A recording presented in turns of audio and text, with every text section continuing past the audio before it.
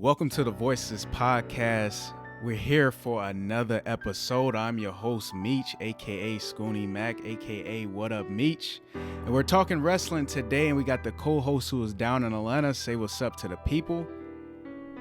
The long-awaited John Wiley, ready and waiting. Ready for this dude? Ready for this podcast, man? I am definitely ready. And we actually got this new concept that I want you to introduce since it was your topic. Since it was your concept that you came up with called Defend This Wrestler. And that's how we're going to start off the show, because we're going to get into the SummerSlam predictions. We're going to also have a subtopic of which legends we'll like to see have a last ride, courtesy of The Undertaker, coming back for one last moment.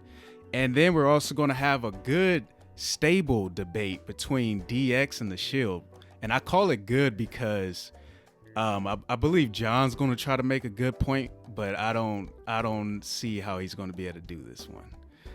But we'll see what happens. But we're going to start off with your concept that you came up with, Defend This Wrestler. So explain to the people what this concept is about. So Defend This Wrestler is going to be me or D throwing up a wrestler of topic, and we're going to defend whether or not they were trash, overrated, or whack. And the other will have to throw out a counter argument to defend that. And so far, it's my topic, and it's my first time doing this, so I get to be the first pick. And so I decided to pick possibly the most overrated and garbage wrestler I've ever seen on the planet. He's all hype, no skill, no talent. He blunders on the mic and plunders in the mat. This man is the one and the only Bill Goldberg. Oh my God. Oh God. This is the sorriest wrestler I've ever seen in my life. Jesus Christ. I don't know how this man got a job, but I guess because he was big and he was bald and Stone Cold was popping off at the time, we just need to clone him. The sorriest excuse of a wrestler. And the reason why I bring him up is because of the fact every time I've ever seen Goldberg, he's been all hype and no substance. I look at his moveset. Let's see here. The jackknife powerbomb and the spear. All right. Only one of those is kind of cool. And only one of those people don't do all the time. And it's kind of crazy. How is it that he has a special move and he messes it up half the time? That is wild.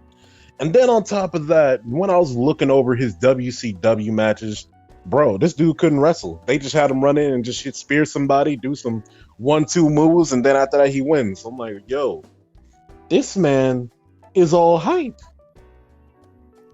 And if you look up WCW tapings, yo, that's all he was. And then every time you had him go a match that's longer than 5 minutes, he looks stupid. It looks like he's walking around trying to figure out what he's doing half the time. And don't put him on the mic. If you ever want to see a good time of Goldberg messing up, look up the time Goldberg gets arrested. Yeah, I said it. That man had to pause and think about what he had to say. It's almost as if someone was trying to give him a line. This man was terrible. And I'm just like thinking to myself, this is y'all's champion? This is who y'all liked? Goldberg? This man's a clown. Is this y'all's king? And then on top of that, man, I had to really do some research and start digging. William Regal got fired from WCW because of Goldberg. But the reasoning was because William Regal embarrassed Goldberg. He exposed everybody that he couldn't wrestle in a match. This match was so infamous, it was stricken from WCW records until the WWE brought it back. That's how bad this ass whooping was. And it's like, yo, Goldberg, weren't you supposed to be winning this match? That's how bad it was. And then on top of that, just to add more insult to injury, he almost ended the career of The Undertaker before the last ride. Yeah, it was about to go down in the Middle East. And then on top of that, he was also a part of that trash WrestleMania match between Brock Lesnar and Goldberg. Oh boy. How is it that you win a match and it ends with you getting stunned? Trash. Man. This, and then every time Goldberg shows up, his matches don't last long, and that's it. And this is what y'all pay for. I'm kind of questioning. So D, I want to know, how do you defend Bill Goldberg? Because this man It's just a failed Stone Cold clone. Well, first off, this is how I defend Goldberg. I was always a Goldberg fan. So when you came up with this concept and you told me Goldberg was the first person you was going to call trash, I was like, oh man, it couldn't have been a better person I could try to defend, because to me, I can't say Goldberg is the best wrestler in the ring. We're talking in-ring skill, of course. I can't defend his in-ring skill. But one thing I can defend about Bill Goldberg is his intensity. Now, I gotta explain this to you. When you're a wrestler in either WCW, WWE, or anything like that, any type of promotion, you need to have something that makes you stand out. Not everybody's gonna be Bret Hart. Not everybody's gonna be this in-ring, Kurt Angle, that's just like this amazing in-ring talented wrestler. Because at the end of the day, you need different types of wrestlers. You need different types of characters, different types of things that attracts audiences towards you. And what Goldberg had that attracted us to him was intensity.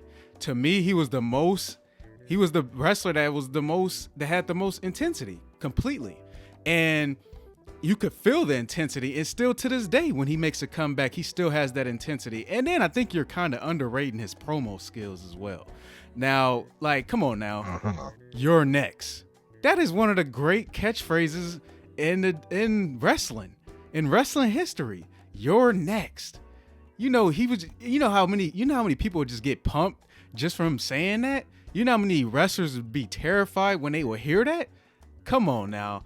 Goldberg is not the best in-ring wrestler, but one thing that he has intensity. You seen those spears? We need to do a reaction video just to his spears alone. He has the best spears in wrestling history. Don't compare Roman Reigns. Don't compare Edge. Goldberg has the spear, and he should trademark the spear, because his spears was just dominant. You could tell it looked like they actually hurt. He was destroying people with his spears because he came from the NFL. Like, he does the spear right. Like, it looked like a hit stick off of Madden. Come on now, like, that's what I'm saying. Like, Goldberg, to me, was my favorite wrestler in WCW. Yes, I said it. Goldberg, I used to love Stone Cold from the WWE during the Attitude Era, and I loved Goldberg, the two biggest stars for each company. And Goldberg represented WCW well, because not every wrestler could be a technical wrestler, because we'll get bored with that. You need some just wrestlers that's going to go out there and dominate. And his matches was short, like you said, but not everybody's matches is supposed to be 30-minute Iron Man matches. Some wrestlers got to be out there and just dominate, and that's what Goldberg was meant to do. He was meant to go out there and end the match in 5 minutes or less, and that's what he did. Well, come on now. Let me interject real quick. Yes. How is it that you can have a 5 and still be bad at it and then injure the person you're in the ring with? Like, come on now, dog. That's like a train wreck waiting to happen. Speaking of the train wreck, that man's name is Bill Goldberg. A walking disaster. Ended The Undertaker. Ended Bret Hart's career. Yeah, that is scary. You're next. That career is. You did see that. You brought up Bret Hart, and I was hoping you didn't bring up Bret Hart, because that's a hard one to defend right there. That's a hard one to defend, because it's a tough one right there. It's a tough one. He didn't end Undertaker's, though. Undertaker, it almost could have happened. But it didn't end Undertaker. I can't defend the Undertaker versus Goldberg match either. I can't defend that one. Goldberg can defend that one. He already admitted that one was bad. But we gotta admit, when Goldberg comes out, come on now, he has to have one of the best entrances. Like Undertaker's entrance, one of the best of all time. But you gotta have Goldberg in that list. When the sparks is hitting him, he gets you pumped. Then he does the kick, the punch. Like, come on now. And then the lead up when the security knocks on his door, and then just the music got the fans screaming, Goldberg. Come on now. Like, it's some things that you gotta give Goldberg credit for. That he just. Hey man. What? I'll give you that. But here's the thing, man. Through a source I know, aka a man I know that that I talk to a lot about wrestling. Mm-hmm. He was actually around when Goldberg was hyping WCW. Mm. You know what I found out? What? He was all smoke because they were pumping in his chant when nobody was saying nothing through the loudspeaker. Mm. And then on top of that, they were handing out free T-shirts of Goldberg. They were trying to push Goldberg, but the fact still remains: he was all hype and pure trash. I'm gonna have to disagree with you on this one, but I do got a trending topic that I wanted to get to you about Bill Goldberg. Recently, he talked about his WWE contract, and he said he's contracted with the WWE for the next 2 years through 2022. And he says 2022 and 2023. He says, I got 2 matches per year. Are you looking forward to those 2 matches? Nope. Get him out of here. Tell him to sit at home, bro. Pull a Brock Lesnar. It's okay, dog. You don't have to. You can sit this one out. Oh snap! Hey, Goldberg, you got a fan in me. Just know that you got a fan in me. I'm looking forward to Goldberg coming back. It just got to be done right. We don't need more of those Undertaker matches. We need something. We don't need that Fiend match either. The one with the Fiend. We don't need that one either, honestly. But name a good Goldberg match real quick. Just name one. What was that? I remember when Goldberg was in the Elimination Chamber. During his first run with the WWE. That was a good match. He speared Chris Jericho through the Elimination Chamber. And he should have won that match, but Evolution was just going off during that time, and they led Triple H to the win. That was a good match. No, check out Goldberg versus The Rock. Goldberg versus The Rock. Hey man, don't bring that up. Don't bring that up. That was a good match. That was a good match. Oh my god. You know what's funny though? Like, I'll give you before we lead off in the next segment. There's actually some facts going around. Goldberg got into a backstage brawl in an IRL with Jericho, and actually got folded by Jericho. I actually heard about that. Yeah, it's to me that's just how you got all the muscles and stuff, and you got this whole entire persona, and then you just big for no reason. Hey, getting folded by Jericho. There's 2 sides to a story. We haven't heard Goldberg's side. I heard Chris Jericho talk about that. I haven't heard Goldberg talk about it. Cause he's weak. He knows he got whipped. He knows it. Goldberg, you got a fan in me. You got a fan in me since I was a kid, and I'm gonna represent you even to this very day. Even though, it's a little tough, but I'm gonna give it to you, Goldberg. You got the most intensity of any wrestler I've ever seen, and one of the best entrances. Yeah. But let us move on to our SummerSlam predictions. Mm-hmm. And we're going to start off with, I believe this match, I'm never sure if this match is on the actual SummerSlam card. It may be on the pre-show. But we got Matt Riddle versus King Corbin. I'm down to see that. I'm saying it right now. It is time it's Matt Riddle's time. Mm. You know who, when Seth Rollins came out as the wrestling messiah, he wasn't talking about himself. He was talking about Matt Riddle, and that's that man right there. That's a bad man when he comes in and out that ring, especially when it throws off in flip-flops. It's rap. Mm-hmm. He's a wrestling machine. To me, he's like the slim fast version of Kurt Angle. Just moving, mobile, and to the point. I love it. Corbin, you're gonna have to take an L, man. You gotta pull your best job. You gotta be like Dolph Ziggler, make that man look good, because I want to see Matt Riddle on his way to the top. And I gotta agree with you. Matt Riddle should definitely win this match. I enjoy seeing Matt Riddle wrestle, and I enjoy seeing him on TV. I don't know what you do with King Corbin though, because if you just keep having King Corbin lose, then it's just at this point, we already are kind of off that ship anyway. It's what can we even say about King Corbin? He's just gonna keep losing. It's kind of like Dolph Ziggler in a sense. They just kind of keep losing at this point. But yeah, Matt Riddle should easily win this match. So I agree with everything you said with that. So let us move on to the next match. It got Sonya Deville versus Mandy Rose, and guess what? It's in a hair versus hair match. I hadn't seen one of those since like 2006. Mm-hmm. I think it was like what, Hardcore Holly and like Victoria. God dang, that's a whole kind of match style. That's a rough one, dude. I literally have no idea who's gonna really win this one. To me, yeah, like I'm rooting for Mandy Rose, but yeah, I can't really. I mean, I'm rooting for Mandy Rose, but I wouldn't be surprised if Sonya Deville wins that. They used to be like best friends or partners, but now they're against each other. They're enemies. I can't really see Mandy Rose getting her hair cut, but I wouldn't be surprised in the WWE. I wouldn't be shocked, but I'm going for Mandy Rose personally.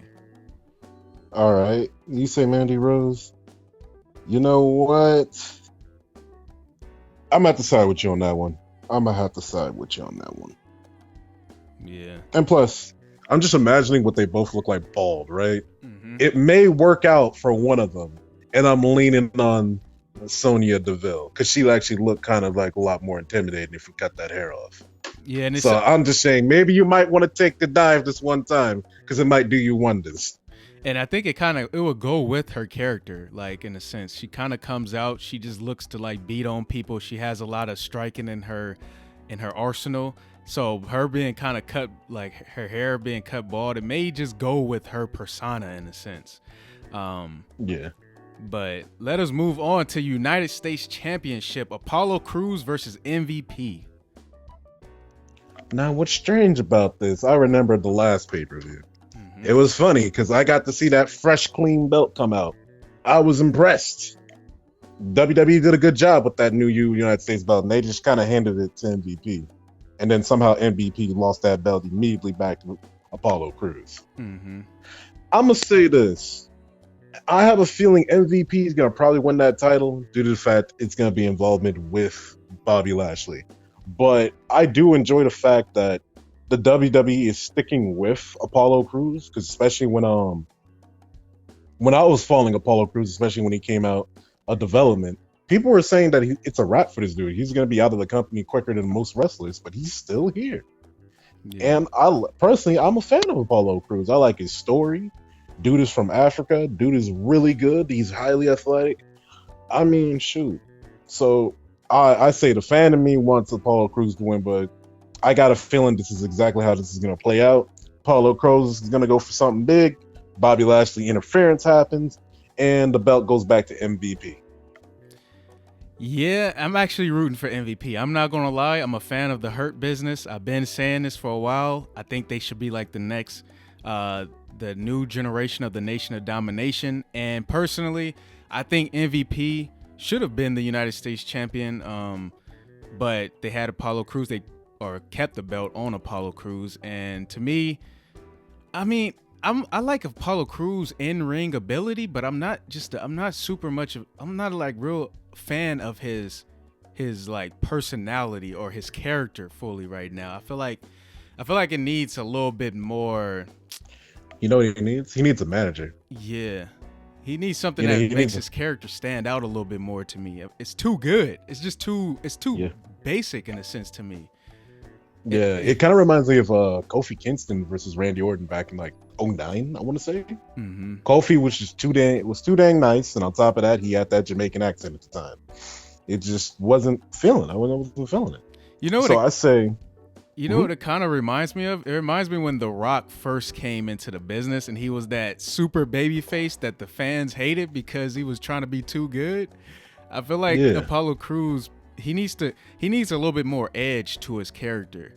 But I think his in-ring ability is great. But I'm going for MVP because I think MVP, man, I love MVP's charisma and I love the Hurt Business. And I think they all need to be champions for that group to look more dominant. And it starts with MVP because he's like the manager, the main one talking. Yeah. Before we move on, speaking of the Hurt Business, I got to see them come out in the what was it, Raw Underground? Yeah. I like that. And the cool thing, a little tidbit about them, about to share with y'all, is that Bobby Lashley was an MMA fighter for a hot minute. Mm-hmm. He has a longer fight record than Brock Lesnar. And it's kind of impressive, some of the people he beat. Mm-hmm. And the dude's like, I think like 16-2. Because when his first match, I believe he lost due to dehydration. The second match he lost, it was because of submission, I'm not mistaken. Mm-hmm. But yeah, Bobby was kind of a beast in MMA. So when I got to see him come out in Raw Underground, I'm like, is this the future? Mm-hmm. Is this what's going to go down with Bobby Lashley? I can't wait. So I'm kind of curious, man. What you think of Raw Underground real quick? Oh yeah, I wanted to get your thoughts on that too. But Raw Underground, I'm actually at first I thought it was gonna be a little weird, not gonna lie, but as I see it more, I actually like it. I know a lot of fans are kind of against it in a sense, but I think it's good because it gives the opportunity for a lot of the young talent to be able to be in to be introduced to the world in a sense. And I feel like hardcore matches or matches kind of like how Underground or like they run, they kind of like no rules. They just, and it's not even really, sometimes it's not even a pin that ends the match. It's just like if the person just gets knocked out. And I think that's a way to be able to get people to bring the audience in for these younger talent a lot more, because everybody loves hardcore matches. Everybody loves matches with stipulations, ladder matches, TLC matches. So what's a better way to get the younger talent over than putting them in like a match, or putting them constantly in matches that have pretty much no rules. So I actually like the concept of Raw Underground, and yeah, I just want to see what's going to come from it. I actually heard that they're supposed to introduce a new championship belt for Raw Underground. So that would be return to the hardcore championship. Yeah, like a hardcore championship. I'm down with it. But all right, let's go move on to the next match on the title card. Not mistaken, this would be the tag team match, right? Yeah, the Raw Tag Team Championship match between the Street Profits and Andrade and Angel Garza. Now, I like both Angel Garza and Andrade. I do like the Street Profits, but I think the Street Profits might need to lose that belt and redeem themselves after that match with the Viking War Raiders. I think that's just how I personally feel about it. But I'd say, especially after the beefing that Andrade and Angel Garza had, I'm curious to see how it works out, because I would like to see that. Because I'm a very big fan of like two people who don't like each other teaming up to go fight, to go on a match and win titles. Because the people who first did it was like Chris Benoit and Kurt Angle when they both had the tag team championships back in SmackDown. So I like that, because these two did not like each other and they wanted to go at each other, and there'd be moments where they just leave the other to get folded, and you'll see a lot of cool moments from the both of them. So I am down to see them win this belt, but if I were to make a prediction, right, I think the Street Profits are going to come out and they're going to probably lose the titles on TV. On a regular episode of Raw. So that's how my prediction goes. My prediction is going to be, I got the Street Profits winning this match, and actually I want to see the Street Profits win. But here's what I'm gonna introduce to you something different. I want to see the Street Profits turn heel, because I just feel like when you're heel, you have more capability of doing anything with your character, with whatever you say. Right now, I love the charisma of the Street Profits, but I'd be interested in seeing them turn heel, and just kind of like how when The Rock turned heel and he became even more entertaining to me, because even if he went against the fans, he made you love him even more, because he was just so funny, or just whatever he said was just good. And I feel like the Street Profits, it will give them a little bit more edge. It'll give them a lot. I feel like it'd be a good idea, because I feel like they're gonna turn into like Kanye and Jay-Z type characters, where they're just gonna be scumbags. But they're gonna make you love them still, because then they got charisma. Yeah, but knowing how WWE would probably be, they would try to make this the second coming of Crime Time. So we just have to wait and see. Oh no! Don't do that! Don't do that! Hey, yo, come on, man! You tell me you didn't like Crime Time's intro? I mean, I got nothing against Crime Time. I actually was entertained by Crime Time, but they just don't need to try to make a second coming of Crime Time. They just don't need to do that. They just don't need to. Yo, yo, yo. It's time to bust the shorty and Papa 40. It's crime time. Brooklyn, Brooklyn. Oh, Brooklyn, Brooklyn. That was too good. Rest in peace to Shad, man. Rest in peace to Shad. Dang. Yeah. My condolences. Yeah. Let's move on to Seth Rollins versus Dominic Mysterio in a street fight match. Oh, man, they've been beating on Dominic Mysterio. They've been beating on this dude. You know what I'd like to see? What? Because this is just because it's like a street fight match. I would love to see Chavo Guerrero come out the cut and just to hit what's it called? Seth Rollins with a chair and be out. I would love to see that. I love to see that as a cameo. Dang, I forgot about Chavo. That would be crazy. That would be pretty crazy. If I was in charge of WWE, Chavo would be in charge of Raw right now. Because Chavo was good at dang near everything. Mm-hmm. He just didn't have that. He didn't have that gas behind him. But it is what it is. But I will say this: if I was gonna pick a winner, it's obviously gonna be Seth Rollins. But I'm curious about how they're gonna go about it. Yeah. Because you're right. I was seeing what's it called? Rey Mysterio's son getting folded on websites that wasn't even on YouTube. I was on Twitter, on Facebook. I was seeing this man over here strapped up to strapped up onto the ropes and getting whipped. I was like, yo, yeah, what's going on over here, WWE? It's trending. That was trending. He was getting beat on completely by him and by Seth Rollins and Buddy Murphy, and Rey Mysterio wasn't there. But it's like, I'm interested like you. I'm interested in seeing how they pull this off. To me, I wouldn't be surprised. Matter of fact, I'm gonna go on a limb here. I'm gonna say Dominic Mysterio wins this match.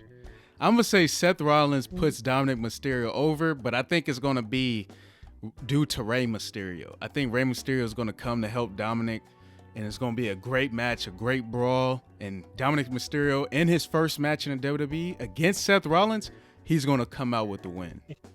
You know, it'd be wild. What if Batista comes out in capes?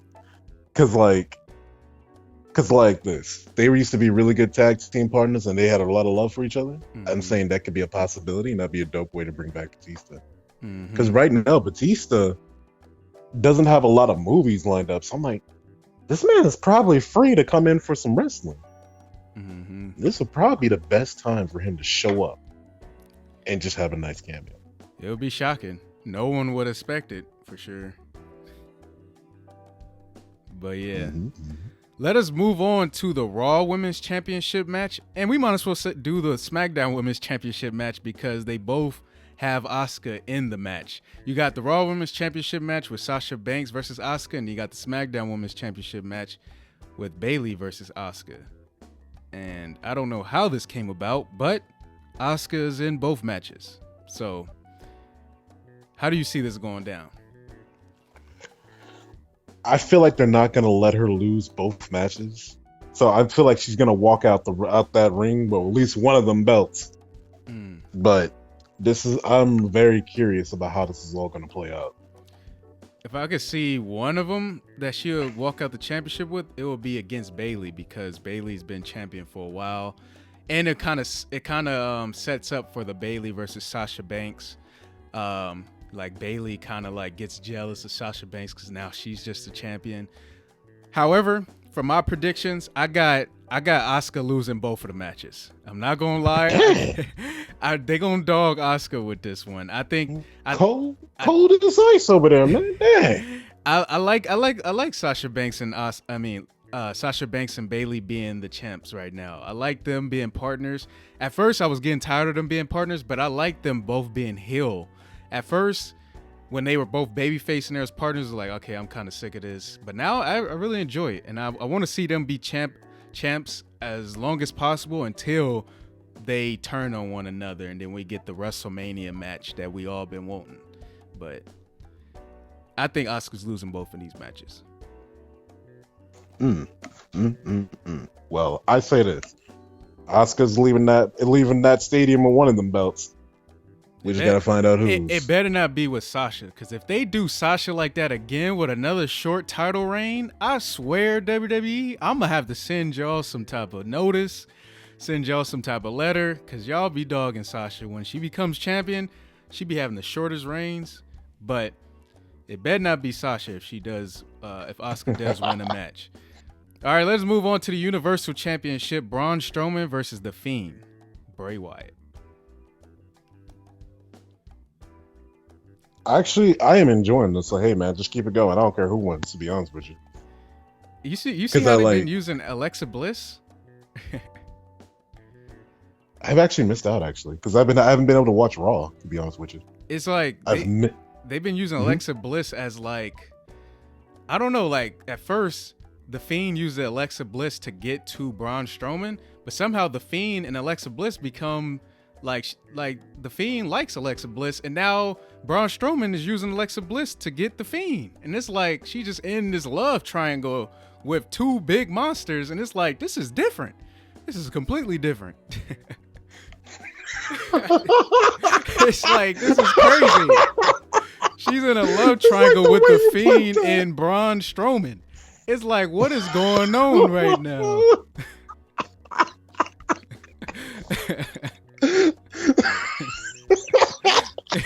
I'm sorry. It's like the way you phrase that. All right. I got the Fiend. Put the belt on the Fiend. And give the Fiend the girl as well with Alexa Bliss. Have the Fiend walk out with Alexa Bliss and the Universal Championship. I'm all for it. I'm all for it, especially how, the Fiend got disrespected, especially when he lost to that clown show, aka Good Bill Goldberg. And I feel like his title reign should never ended with the way it did out in Dubai, but it is what it is. Hey, you keep doing that. Watch, you gonna end up running. Goldberg from Atlanta, Georgia. You know that, right? You gonna be walking down the aisle one time, and he gonna spear you through the cereal boxes and everything. Man, that man is gonna tear his quad the moment he tries to even sprint at me. Watch, that man Goldberg's gonna be real quiet about that time he lost to some dude in Atlanta. Oh boy. Who knows? Maybe I might be the next WWE champion. All right, let us move on to the last match: Drew McIntyre versus Randy Orton for the WWE Championship, which is the match I'm looking forward to the most. Well, I will say this: Randy Orton will probably get the best out of Drew McIntyre, and I get to probably see a little bit of that display of good wrestling coming from Drew, especially that happened between Drew and Bobby Lashley. I was actually thinking that why didn't Bobby Lashley versus Drew McIntyre continue a little bit longer? Because I was expecting this to be like a rematch for him, and I expected that particular match to be here in SummerSlam, but instead we got Randy. I feel like it would be kind of off-putting if Randy was the one to win this and be another title to add another belt to his title reign, but I wouldn't mind it. But then I'm just like, if he wins this belt this quickly, and in this kind of manner, it's gonna make Drew McIntyre's time as champion look very fraudulent. It's gonna be kind of bad and comparable to like when Christian won the heavyweight title. It's just like not a lot happened, and it wasn't that great. You know what I'm saying? Yeah. So I was gonna say, so I would say that the person walking out that ring is gonna be Drew McIntyre. But I'm pretty sure that Randy's going to give us a good match at the end of the day. What's your thoughts? This one's tough. I could tell you one thing. I'm rooting for Randy Orton. To me, Randy Orton's the best heel in the company. And I'm going on a limb and I'm saying it right now. Randy Orton's not just the best heel. He's the best wrestler right now in the world today. I'm going with Randy Orton. I feel like he's hit like his stride completely with the promos, with his in-ring. He seemed like his character is at his best. I feel like Randy Orton is at his complete best right now, and I think you put the belt on him. I'm not going to lie. I think you do have Randy Orton become WWE champion.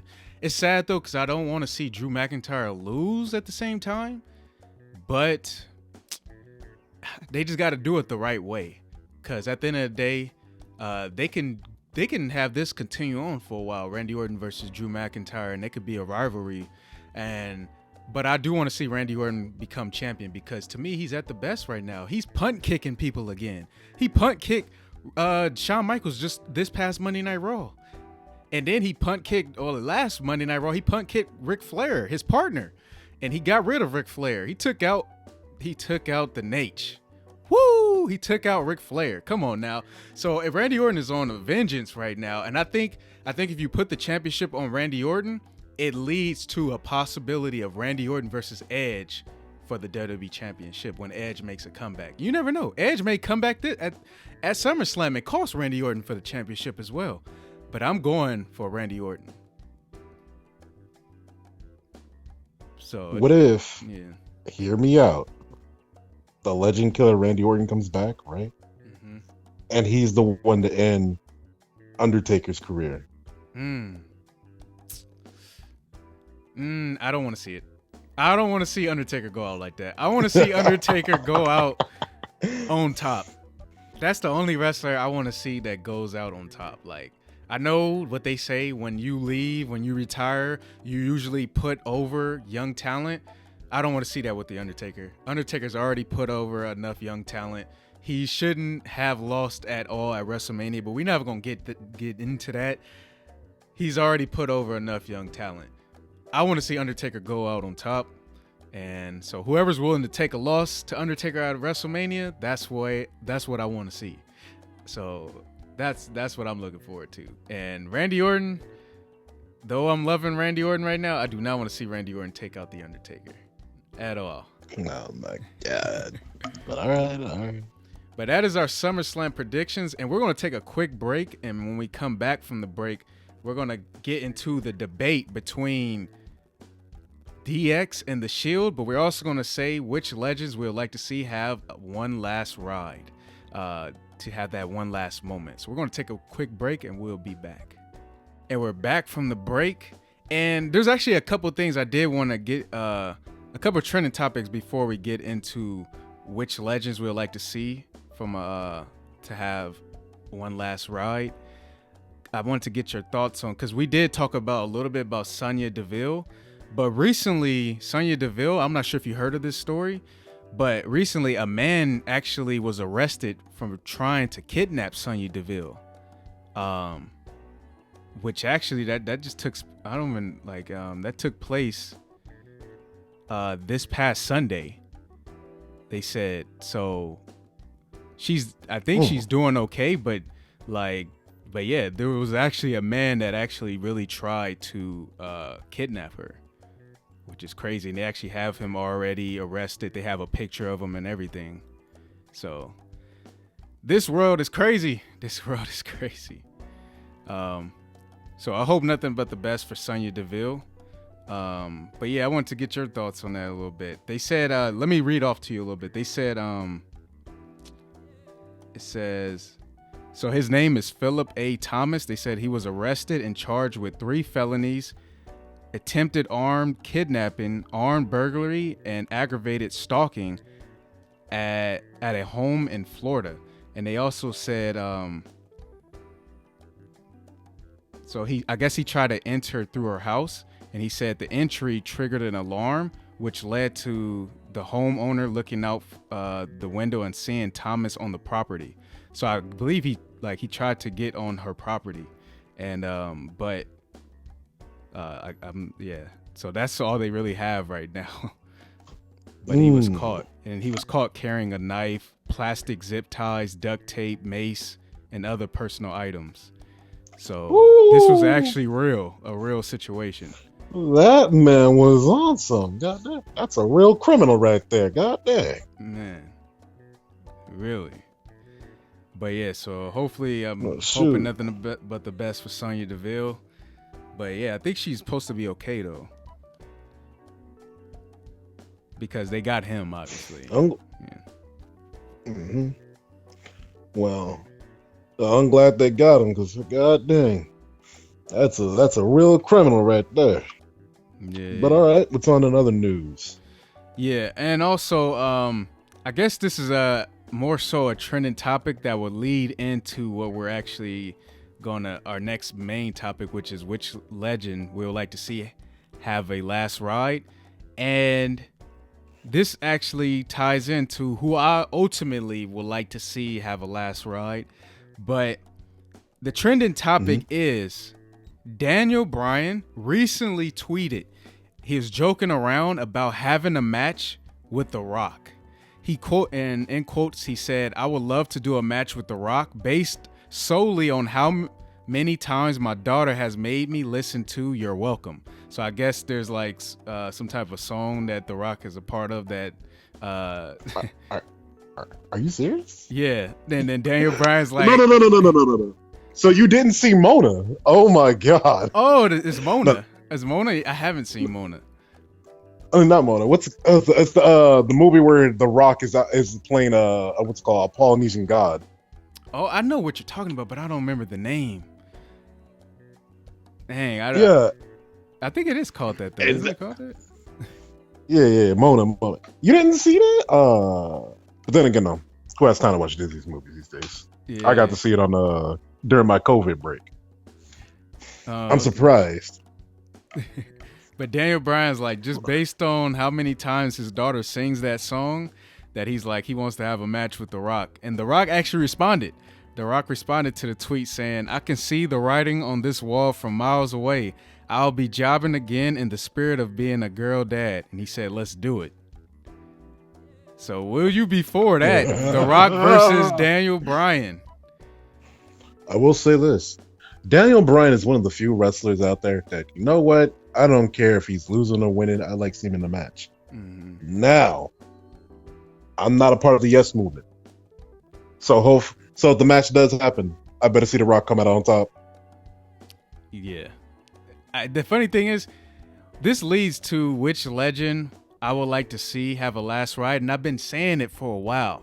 Even though I don't really want to see The Rock have a last ride, because I want to see him for years to come, because he's still in tip-top shape. He still can do it, like, completely. He's in better shape than he was when he was a full-time wrestler. So, to me, leading into this particular topic, which legend I would like to see have a last ride, I'm going to say The Rock still, because once I've been saying it, The Rock can literally put on dream matches with everybody in the company right now. Like, from everybody in NXT, like, how many? I want to see The Rock versus Daniel Bryan, dream match. I want to see The Rock versus Adam Cole, dream match. I want to see The Rock versus Velveteen Dream, dream match.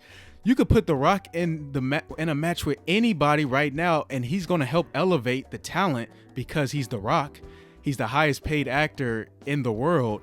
And whatever The Rock does, he attracts everybody. Like, not just, he attracts casual fans, he attracts super fans, he attracts people who don't even watch wrestling. He's going to attract everybody and showcase the young talent to the whole world.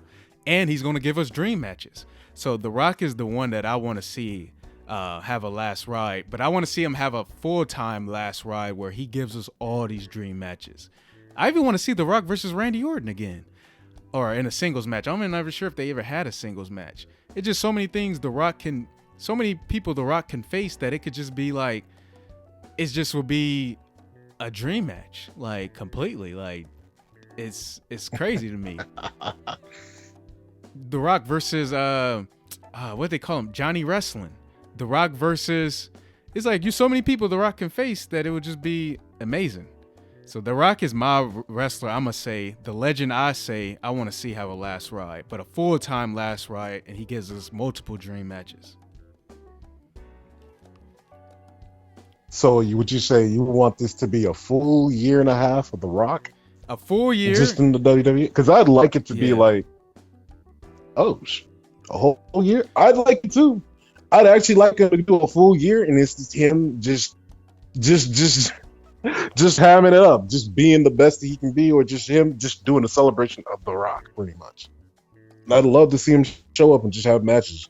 I'd like to see The Rock versus AJ Styles, The Rock versus Adam Cole in the System.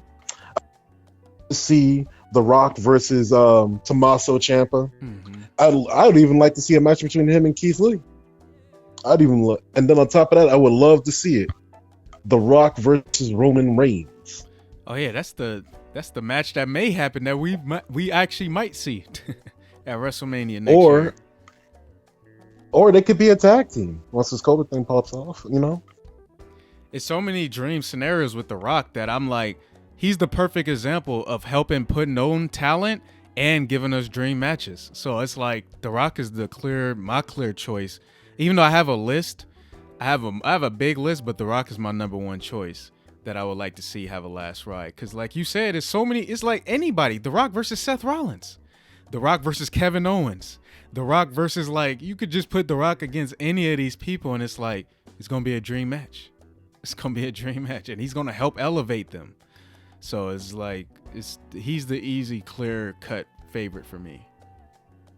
All right. I'll second that, man. I'll second that because I feel like no matter how many times The Rock comes back, I never got that definitive. This is it for him. You know what I'm saying? Exactly. I would like for The Rock to get his "this is it" moment because I didn't get that when he faced Stone Cold. I didn't get that when he got John Cena, when he faced John Cena. And I especially didn't get that when he was teamed up with Mick Foley at WrestleMania when they had to go up against Evolution. So I feel like if he were to come back and do like a whole actual year's worth of wrestling, I think that would be the best way to bookend it, and we could just have The Rock one last time. And he just gives us so many dream matches. But I'm curious of seeing which legend would you like to see have a last ride outside of I wish he was alive. I wish he was alive because I would love to have Eddie Guerrero have his last ride. Just have a big celebration because I would love to see Eddie Guerrero versus what's it called? We were just talking about. God dang, in my mind. But I would love to see him going up against the Yes Man. I'd love to see that match because they're a very technical wrestler. Yeah, Daniel Bryan. I would love to see him go up against the Johnny Gargano. Yeah. I'd love to see a stable with him with Andrade and Angel Garza. I'd love to see these kind of matches. You know what I would love him to be? I would love to see Eddie Guerrero in the cruiserweight division. To me, that would be like a dream scenario. And then on top of that, that's what's something I would love to see for a last ride. But if I were to pick a wrestler that's alive, that's still around, and one that I know who can still wrestle and they won't get too injured, right? I'd like to see Booker T get a last ride. Okay. Because I know Booker T still got the little gas left in the tank still. And I'd like to see him have a couple dream matches, or just a couple things to show off why he was so special back in the day, Yeah. I understand, like, I know Kurt Angle's wasn't that great, but it's understandable. Kurt Angle has went through a couple, which should have been career-ending injuries, and on top of that, the man went through some trials and tribulations, and I mean, hey, at least it ended off on a good note. Granted, he did lose to Baron Corbin, but still. I think, Booker T would be my pick. And if it was for somebody to be alive, Eddie Guerrero. You know, it's crazy that you brought up Kurt Angle, is that I actually have an article that I seen Kurt Angle, that was written based around an interview he recently did. And he talked about he wanted his last match to be against John Cena.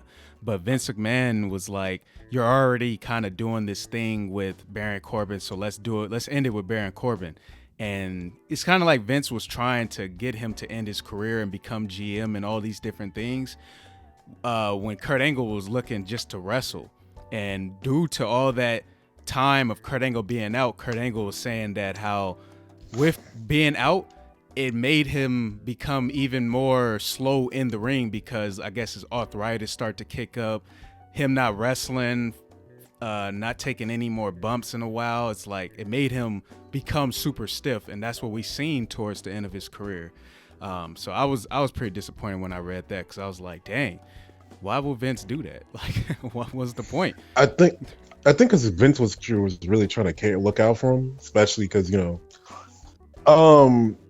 reason why they had to let him go is because he had a horrible neck injury. Yeah.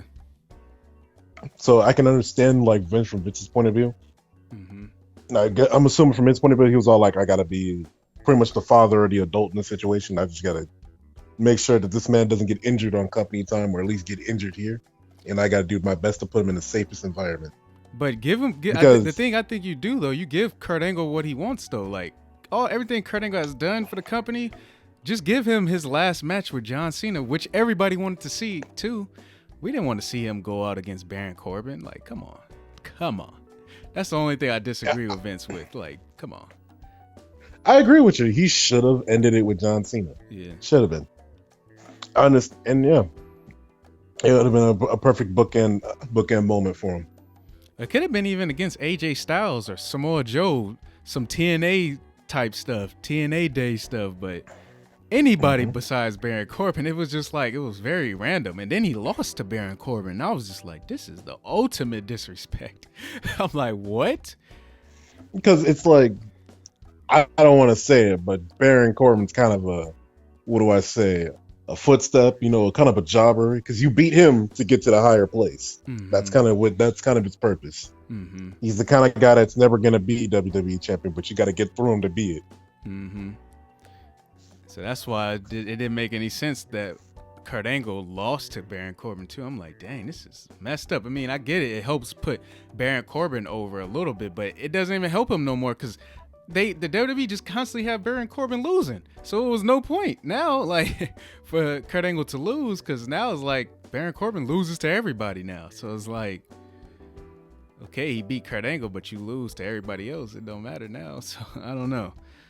But yeah, I do want to let you know my other list though too. Even though The Rock's my main guy, I do want to see a last ride from, dare I say it, Hulk Hogan. I want to see Hulk Hogan face John Cena at WrestleMania, and I want to see Sting have a last ride. I want to see the Undertaker versus Sting match. I'm gonna even give credit to a woman in the women's division. I want to see Melina come back and have a last ride, and I got two more for you from the men's division. CM Punk and Chris Jericho. I want to see those two have a last ride. I don't want to see Chris Jericho end his career in AEW. And I want to see CM Punk have a definitive ending towards his wrestling career. Not the way it ended, as of what we know, him just leaving the company. But like, I want to see CM Punk actually have a last ride where he's full-time and give us more dream matches. I'm with you on that one. I'm with you. But let us move on to the last topic, which is the debate. Now, I don't even know how you're going to make this debate work right now, honestly. But the debate is The Shield versus DX. Which was the better stable? And for me, guys, everybody that's listening or watching, I have DX easy. Now, John's going to try to make a good argument for The Shield. And because I don't even have notes for this, because I don't even know how John's going to make this work. I don't know how you're going to make this work. Well, the main reason why I would say that the better wrestling group that was for me was more memorable, especially when I came back into deep diving and watching wrestling, was The Shield was just a better, well put together group because it was a bunch of nobodies that no one's seen before that were coming up from wrestling development, that they were obviously pushing to be something great. And they had a lot of great matches. And on top of that, they were pretty much on a roller coaster and trajectory to be the guys to lead the company, which was something that I was very impressed with. Just it didn't play out exactly how I thought it was going to be. And I remember when me and you and Frank were all watching the Shield for the first time, we had mixed opinions about them, but we did say there was something special about them. We ended up finding out why. Mm-hmm. And they all ended up becoming champions, but then they all ended up being some of the biggest stars in the wrestling they had to offer. Wait, one second. We got to take one quick break real quick. Just, real quick. Well, cool. I need some water. My mouth is dry. Yeah, we're going to take one quick break, and then we're going to finish off this topic, better stable. That being said, we're back from the break, and we're going to finish off with this last topic. And you're in the midst of trying to make your case, for the Shield, and you can go ahead and continue that. So to get back on track, though, the Shield was obviously something big and something special, and my biggest point about them was that they each of them went to go on and do something meaningful and special and have an impact on the history of actually wrestling itself. Mm-hmm. Now let me start talking about DX. Mm. DX was what I wanted out of like a group to just be themselves. You got a lot of personality. You got the Road Dogg, you got Xbox, you got Triple H, you got Shawn Michaels, and they got to show off a lot of what they made them special. But honestly, you in all intents and purposes, you had a bunch of jobbers teamed up with Triple H and Shawn Michaels, and all they really were a bunch of cronies to come out and go peel for Triple H or Shawn Michaels when the time was right. And then at the end of the day, Triple H ended up dumping them off. So, I was gonna say, put some respect on Road Dogg, Jesse James, and Billy Gunn. Come on now, and X-Pac.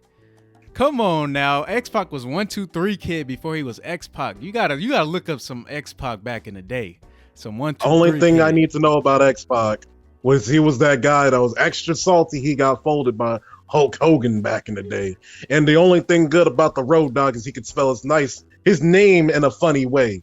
Other than that, that man was kind of whack. He had charisma. That dude had charisma. Sure he did. If he had that charisma, why didn't it carry over when he had his little time in TNA? Come on now, man. Dang, I didn't even know he had a time in TNA. Almost everybody in the WWE who left the company had a little time in TNA. Almost everybody. So I will say this, right? As I'm not saying they were all bad wrestlers. I'm not trying to disrespect them really like that. I'm just joking around. But I was like this. If you look at how that group was set up, it was really just Triple H and his friends being clowns on TV. And then when DX got resurrected back in 2006, it was just Triple H and Shawn Michaels being clowns again. And then even then, it turned into a situation of let's one peel for the other at all times until the belt came into play. And then the other is going to betray the other because they want that belt badly. And it happens every single time. And this is why I think still Triple H is a sorry wrestler, because every time he gets one of these groups of stables, they always try to betray him, or he uses them to body block for him every single time. And at least when it came to Evolution, Randy Orton and Batista made something out of it and became superstars. But when it comes to Billy Gunn, Road Dogg, and X-Pac, and a little bit of China, it was just terrible. It was just a terrible time. Then none of them did anything meaningful or relevant after that. And that's like, if you look at how they're kind of set up, they're not known for their individuality. They're known for DX. And when DX was going on, a lot of what they did was just really just jumping everybody every time Triple H or Shawn Michaels got in trouble. I think the only cool thing they actually did was show up at WCW and attack. That was the only cool thing that group classic did. Moment. Yeah, very classic. Let me just say this. There's no way you're going to win this debate. There's no way I can hear anybody agreeing with you on this one. I'm going to just say a few things. I do remember watching The Shield back in the day. I remember thinking Roman Reigns was going to be the star from the group. I had no idea that Seth Rollins and Dean Ambrose would become big stars like they are to this day. The Shield is great. They're not DX. Come on now. Let's think about this. DX was a stable during the time, the Attitude Era, when wrestling was at its most popular. And they were actually one of the biggest reasons for it. Come on now. Shawn Michaels, Triple H, 2 Hall of Famers. And they're like, and the group itself is a Hall of Fame group. It's like, it's unbelievable right now. Like, I can't even, it's just so much that DX did that made us love them, that helped push the Attitude Era to become even the Attitude Era. And DX was so entertaining, though they were explicit, they were super entertaining. And who cares? At the end of the day, every kid, every adult, every young adult, we all enjoyed it. We all enjoyed the entertainment. And even when Shawn Michaels and Triple H brought DX back, they were still entertaining then. I remember just cracking up when I was a kid watching that. I was like, dang, they still entertaining. And it made me love them even more, even though they were a babyface. They're a babyface group during that time because they were going against Vince McMahon, Shane McMahon, and all that type of stuff. And they was going against, what is they called? The Spirit Squad and all that type of thing. But when we're talking about original DX with the Outlaws, with X-Pac, with China, dominant group. And they're a pillar in the Attitude Era. And when we're talking about just that alone, and you even brought up the classic moment with them taking the tank and then going down to WCW in the midst of the Monday Night Wars. It's easily, like, the Shield is a part of wrestling during a time period where wrestling is not as popular. Like, it's no way, and it's not like the Shield didn't make us make wrestling even more popular. The Shield was good, don't get me wrong. They're a Hall of Fame group. I like the Shield. They're nowhere near DX. They're not even in a class. Not even in the class with DX. It's crazy that you say that, but I don't see nobody trying to replicate them. It's weird. It's weird because I see for Halloween the NBA and the WWE, I'll see football players and NBA players dress up like the Shield. I don't see nobody coming up with a DX shirt or a glow stick. And then on top of that, but you got to remember, the Shield is more recent. The Shield is more recent. Yeah, but recency bias. Like, all right, I still see people walking around coming up with Stone Cold Steve Austin masks and fake belts, but I don't see no DX merchandise going around. I'm just saying. You know how many people was like, if you ain't down for that, I only got 2 words for you, and everybody would be like, suck it. Come on now, dude. Don't disrespect DX. You know how many times I heard kids saying that back in school? It's like, it's unbelievable right now. Everybody in the world, they did the DX sign. When you put the DX sign up, or you do whatever, you know, come on now. It's DX is in a class of their own. And the Shield is, to me, the Shield is barely even ranking with the Outlaws. Just Road Dogg and Billy Gunn. The Shield is in that class with me. Just the Outlaws. Oh my God, I can't believe the Road Dogg Jesse James. The badass Billy Gunn. Come on now. The new age Outlaws. Come on now. Like, the Shield is in that group. They're in the group with just the Outlaws. They are nowhere near in the class with the Outlaws with Shawn Michaels, Triple H, and X-Pac and China, which makes DX. DX is in a class of its own. When we're talking about DX, we need to be talking about NWO. We need to talk about the Nation of Domination. We need to talk about those groups, Evolution, and that's where we'll be like, okay, I will see you got an argument. But when you talk about the Shield, I'm like, I don't even put the Shield in that group yet. I'm sorry, I don't put them in that group yet. I don't put them in that class. They're not in that class. They're not in that class. Oh my God. How dare you disrespect the Shield like that? I can understand. That's like, that's the way, that's like putting DX on the same level of, hey man, the Shield is teamed up like Chavo Guerrero and Eddie Guerrero in Latino Heat, right? They teamed up like that. And DX, you know what DX really is teamed up like, D? What? No, that's like the teaming up of Big Show and Jericho. And guess what? It only lasted for so long. And it was just nothing but a clown show. Okay, we're gonna have to just let people tell me, everybody, if you're watching this on YouTube or whether you're listening to this, let me know that I'm right, because I know that I'm right with this one. There is no way DX is not better than the Shield. It's no way that the Shield is better than DX.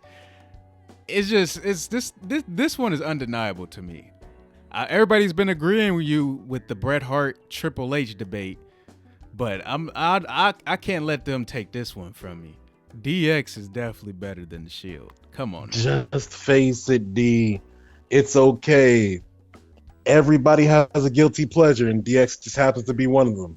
And that's for you. If you're not down saying with that DX. I got 2 Oh, my words God. for you. Come on now. Hey, man. Hey, man. We'll see you in the comment section. Yep. But that being said, we went through every topic this week, and we're gonna end it off with some closing words for the people.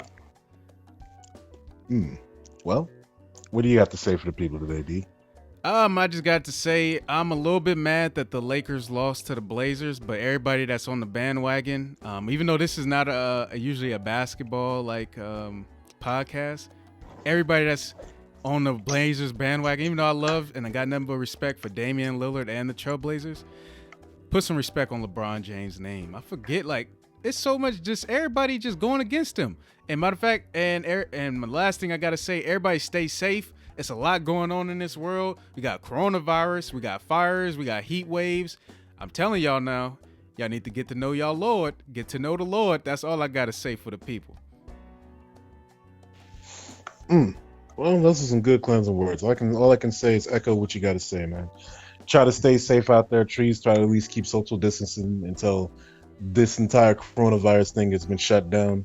Obviously, from personal experience, things aren't going the way it's planned due to this virus and due to people not taking it seriously. Even though they were opened up, doesn't mean things can be exactly the same as it was. And you just gotta bear with the time until this thing is handled efficiently. Mm-hmm. With that being said, Goldberg is still a trash wrestler, and y'all have a good night. Okay, that's how he's gonna end that. I'm telling you, Goldberg about to have you. Goldberg gonna be like, John in Atlanta, you're next. Oh snap! I'm gonna be like, yep, that was him, and I'm gonna point you. I'm like, that wasn't me. That was not me. But that being said, everybody, make sure y'all vote. The election is coming up soon. All that good stuff, and we'll see y'all when we see y'all. We are the Voiceless podcast. We'll never be silent. Thank you guys for listening, and thank you guys for watching.